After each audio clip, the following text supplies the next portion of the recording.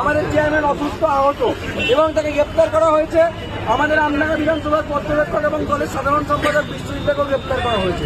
এছাড়া আরো অনেক রাজনৈতিক নেতৃত্বরা গ্রেপ্তার হয়েছে। কিন্তু আস্তে আস্তে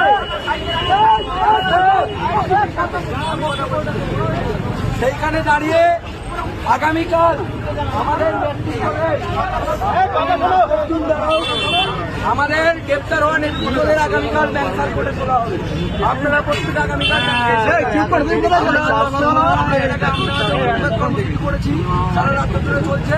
দত্তপুকুর থানার পুলিশের মধ্যে আমাদের তারা আমাদের চেয়ারম্যানকে মানেনি, তারা আমার চেয়ারম্যানকে আটকায়নি।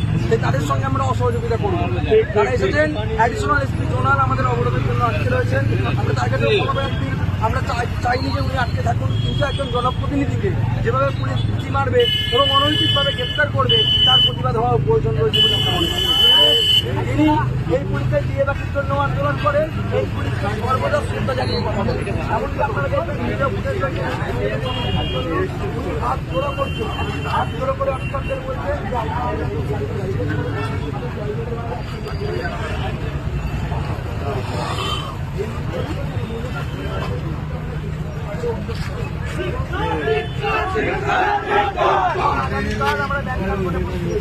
আমরা অবরোধ করলাম। আমাদের যারা তাদের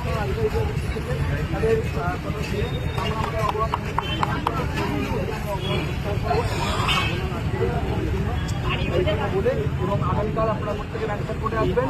যদি নতুন জিনিসটা আগামীকাল না দেওয়া হয় তাহলে সারা বাংলার বাইরে অবরোধ হবে, যে তৈরি হবে বলে আশঙ্কা করা যাচ্ছে। আমরা তাই যদি হয় তার দায়িত্ব